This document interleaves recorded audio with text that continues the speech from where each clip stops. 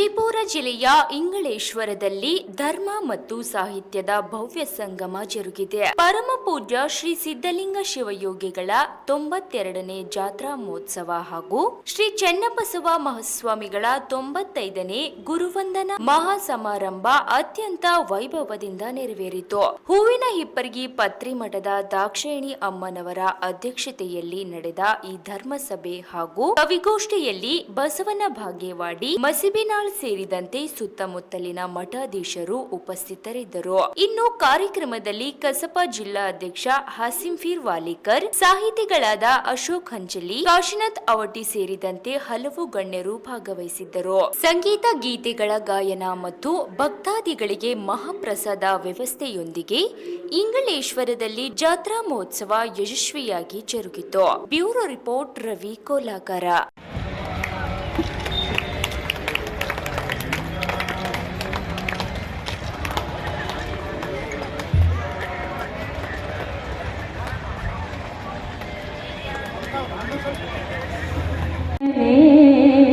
ನಮಃ ಬಸವಂ ಭಕ್ತಿಗೆ ಮೂಲಂ ಬಸವಂ ಚಂದ್ರಮಲೋಲಂ ಬಸವಂ ಕಾಲಂಗೆ ಕಾಲನನುಪಮ ಶೀಲಂ ಬಸವಾರಕ್ಷಿಪುಡಿನ ಸಂಗನ ಬಸವಾ.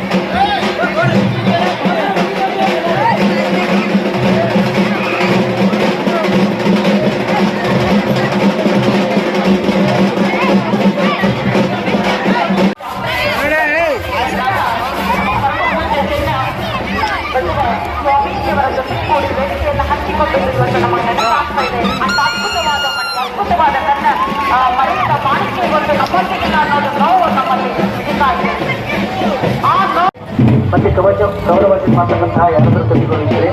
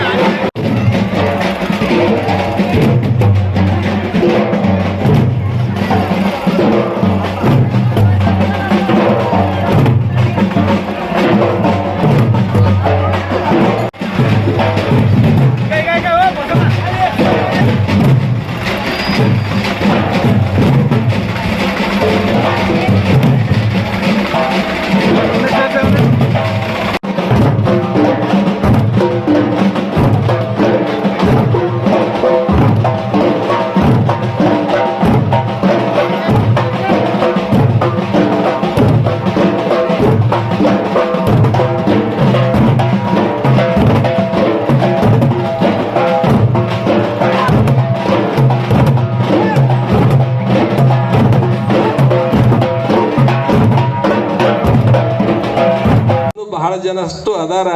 ಅವರೆಲ್ಲರ ಹೆಸರು ಹೇಳಕ್ಕೆ ಸಾಧ್ಯ ಆಗದೆ ಹೋಗುವುದಿಲ್ಲ, ಸಾಧ್ಯ ಆಗದೆ ಆಗ್ತದೆ. ಅದೇ ರೀತಿ ಒಳಗೆ ಇಲ್ಲಿ ಬರ್ತಕ್ಕಂತಹ ಪರಮ ಪೂಜ್ಯರು ಹಾಗೂ ಈ ಕಾರ್ಯಕ್ರಮ ವ್ಯವಸ್ಥಿತವಾಗಿ ಮಾಡಿರ್ತಕ್ಕಂಥವ್ರು ಬಹಳಷ್ಟು ದಾನಿಗಳು.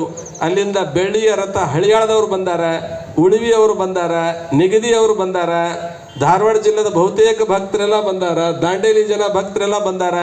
ಅವರೆಲ್ಲರ ಹೆಸರು ಹೇಳ್ಬೇಕಾಯ್ತಂದ್ರೆ ಅಲ್ಲಿಂದ ಬಸವನ ಭಾಗ್ಯವಾಡಿ ಅವರು, ಮಡಿಕೇಶ್ವರ ಡಾಕ್ಟ್ರು ಅವರೆಲ್ಲ, ಕುಂಟೋಜಿ ಅವರು, ಅವರೆಲ್ಲರೂ ಕುಡ್ಕೊಂಡು ಇಲ್ಲೇ ಇರ್ಬೋದು ಅನಿಸ್ತದೆ. ಎಲ್ಲದಾರ ಕಂಡಿಲ್ಲ, ಅವರು ಕೂಡ ಬಂದಾರ. ಲಿಂಗ ಮಹಾಸ್ವಾಮಿಗಳು ಮುನ್ನಡೆಸಿಕೊಂಡು ಹೋಗ್ತಾ ಇರೋದು ನಮಗೆಲ್ಲ ಬಹಳಷ್ಟು ಸಂತೋಷ.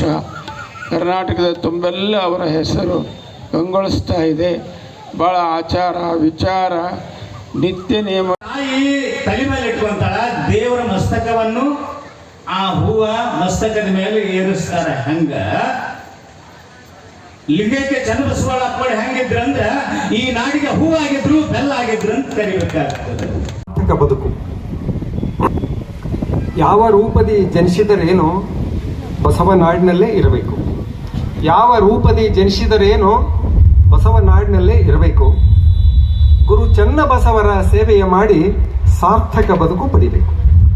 ಶ್ರೀ ಗುರು ಚನ್ನಬಸವರ ಸೇವೆಯ ಮಾಡಿ ಸಾರ್ಥಕ ಬದುಕು ಪಡಿಬೇಕು.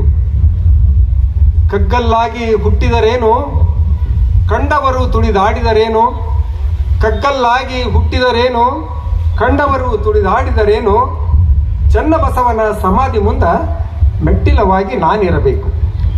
ಶ್ರೀ ಗುರು ಚನ್ನಬಸವನ ಸಮಾಧಿ ಮುಂದ ಮೆಟ್ಟಿಲವಾಗಿ ನಾನಿರಬೇಕು.